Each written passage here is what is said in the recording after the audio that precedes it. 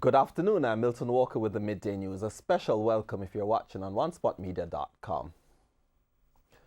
The government is targeting 23,000 new housing solutions to fulfill the growing demand for housing across the island. But apart from the housing demand, another issue still lingers, that's unplanned housing or squatting. Prime Minister Andrew Holness yesterday raised the issue at the handing over ceremony for newly developed housing scheme Castlewood at Granville in Trelawney. The details in this report. Planned communities, how about that? A solution stressed by the Prime Minister, developing planned communities to minimize the increasing number of informal housing solutions. In his address, Mr. Holness acknowledged the historical challenges in getting housing, but notes that allowing continued unplanned housing will negatively impact the country. Jamaica will just be chaka-chaka. And the same complaints that you have because of chaka-chaka development will just continue.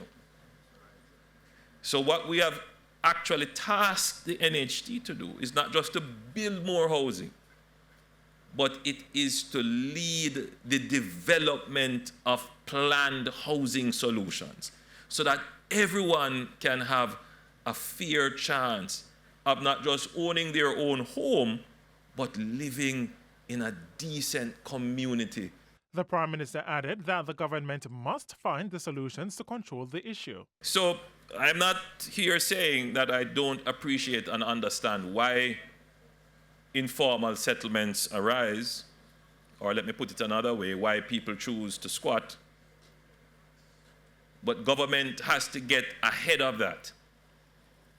So government has to actually provide the solutions so that we can say to the people who have it in their minds to develop informal settlements, no, we are building enough houses and we are providing the modalities, that is the ways in which you can access the housing that are reasonable. On Wednesday, 48 National Housing Trust beneficiaries were presented with keys to their homes or letters of possession to service lots in Castlewood, Granville, Trelawney. Chairman of the National Housing Trust, Lennox Channel, noted that in addition to this development, the NHT is working to complete other developments in neighboring communities. Such as Windsor, where we are currently developing 212 solutions, and by the year 2021, we should bring on a further 900 solutions at Dry Valley. In neighboring St. James at the estuary, we are bringing 1,500 units to the market, in partnership with West Indies Home Contractors Limited, WICON. Mr. Chana added that the NHT will relentlessly pursue the provision for housing for as many as possible. O'Shane Masters, TVJ News. The parliamentary opposition has described the National Water Commission NWC's application for a rate increase as unjustified. The NWC yesterday announced that it's proposing a 23% average increase in water charges and a 38% average hike in sewage charges. However, opposition spokesman on water Ian Hales says the increases are not necessary because that's not the solution to the problems at the NWC. You don't have to seek an increase for a couple of reasons. Non-revenue water still runs approximately 70%. That's number one.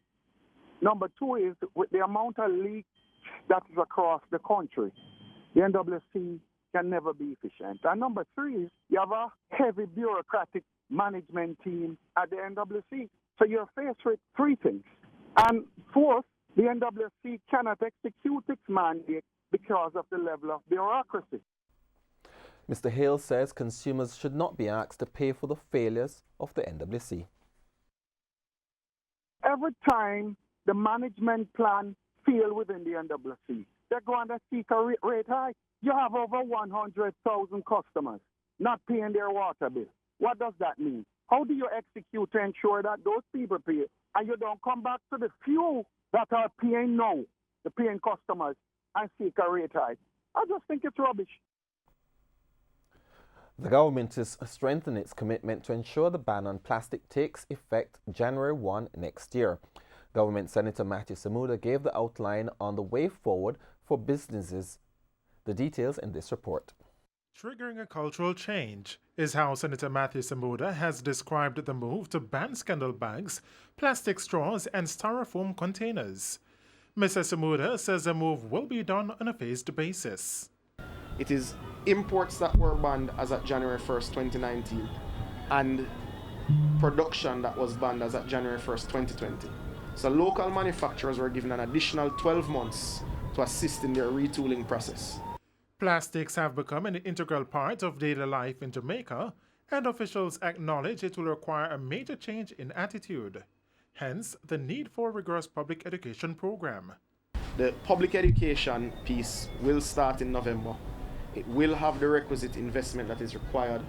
It's a multi-agency approach. There are several agencies that this type of ban and this type of action has to engage, everyone from customs to the Bureau of Standards, to the NCRA, to NEPA. Mr. Samuda says there will be challenges in the implementation process.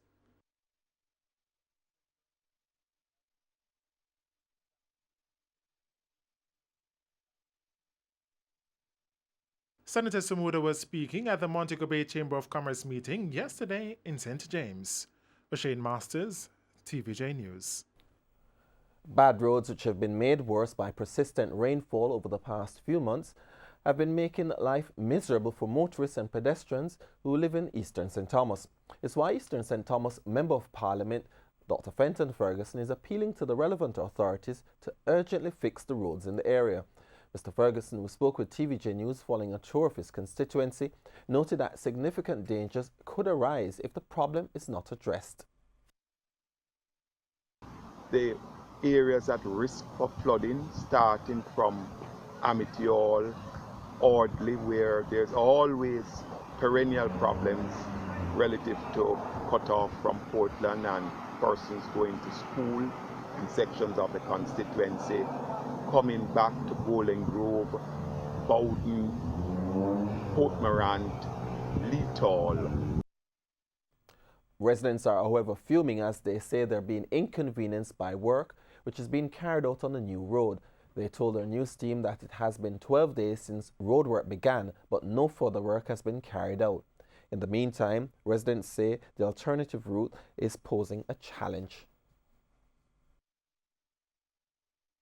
But I tell you the truth, this road stay too long to fix.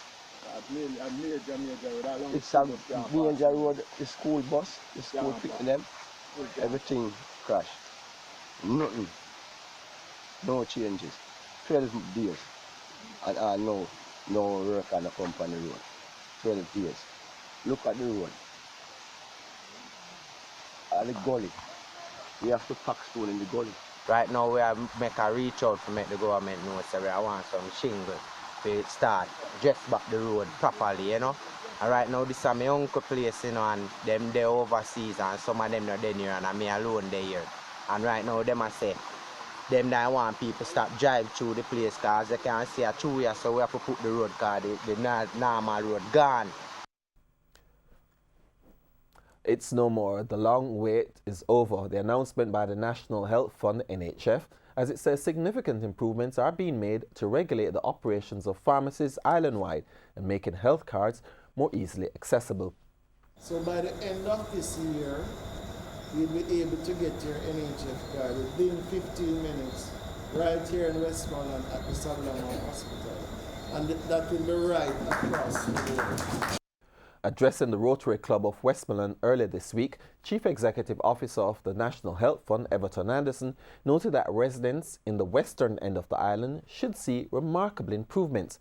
One such is making medication more widely available in communities. In addition to providing care at the hospital, we'll also be covering some areas that have not previously received any appropriate service. Negril will get a better service, Darliston will get a better service, Grange Hill will get a better service, and those patients would normally have an issue with traveling to get their medication. He also used the function to chastise persons who claim that all public sector entities are inefficient. We object to the statement generally that public sector is inefficient. And we're committed to not only speaking about being efficient, but having it demonstrated, because we're paid and it's not about the money. It's been reported that electricity thieves have now resorted to more sophisticated methods to carry out their illegal activities. The Jamaica Public Service Company, JPS, has also found more cases of electricity theft in upscale communities. A statement from the utility company says in the past few weeks it's uncovered theft at properties in Seacrest, St. Anne, Namprill in Westmoreland, and Coral Gardens and Westgate Hills in St. James. In the corporate area, illegal connections have been found in Barbican, Havendale and Jackshill. According to the JPS, the perpetrators now have to pay millions of dollars in back billing. The Santa Cruz police are investigating 2 robberies that occurred on Main Street in the town on Wednesday night. TVJ News has learned that at approximately 8 o'clock, the Pizza Hut store was robbed by 2 armed men. Reports indicate that the men entered the building, brandishing 2 guns, stole cash and cell phones. The second robbery occurred on Center Road near a bar, where a bar was broken into twice in the same week. Our news team understands that on Sunday, neighbors were alerted by a noise coming from the bar. Screams for help were heard, which alerted them to make the thieves escape. 3 days later, the thieves returned, this time escaping with cigarettes and liquor. In news overseas, US President Donald Trump says he believes the Saudi journalist who entered a Saudi consulate in Turkey, never to be seen again, is dead. This as Saudi Arabia and Turkey work to complete their investigations into his disappearance. The details from the CNN. More than 2 weeks since the disappearance of Saudi journalist and Washington Post columnist Jamal Khashoggi, President Trump is acknowledging what many have been suspecting. Do you believe Jamal Khashoggi is dead? It certainly looks that way to me. It's very sad. It certainly looks that way. Trump's comments came hours after Secretary of State Mike Pompeo returned from a diplomatic mission to Saudi Arabia and Turkey. Both Trump and Pompeo say they are waiting on Saudi Arabia and Turkey to complete their investigations before addressing any possible U.S. response. There are lots of stories out there about what has happened. We just are going to allow the process to move forward, allow the facts to unfold. We're waiting for the results of about 3 different investigations, and we should be able to get to the bottom fairly soon. With growing evidence of Khashoggi's death and after a meeting with Trump and Pompeo, Treasury Secretary Steve Mnuchin announced via Twitter that he's pulling out of the Future Investment Initiative Summit in Saudi Arabia. In sports, reigning Ben Francis Cup champions Clarendon College look set to book their spot in the quarter-final round in the Issa Water da Costa Cup on Friday, when they take on Green Island in their second leg encounter at 3 p.m. Clarendon College had a comfortable 5-0 win in the first leg on Wednesday. Meanwhile, Glenmuir will look to keep hold of their away goal advantage when they battle St. Mary Technical at 1 p.m. The schools finished 1-1 in the first leg on Wednesday. Both matches will be played at the Juicy Beef Complex in Clarendon. Meanwhile, Women's Boys will take a 1-goal advantage going to their second leg clash against Denham Town in the Issa Digicel Manning Cup second round at 3 p.m. The Hero Circle Bay School, who were knocked out at this stage in 2017, beat Denham Town 1-0 in the first leg. Meanwhile, Camperdown have the upper hand in their second leg with Excelsior. Camperdown took the first leg 1-0. Both matches will be played at the Stadium East Field. Midday News, I'm Milton Walker. Join us at 7 for Primetime News on behalf of the news, sports and production teams. Good afternoon.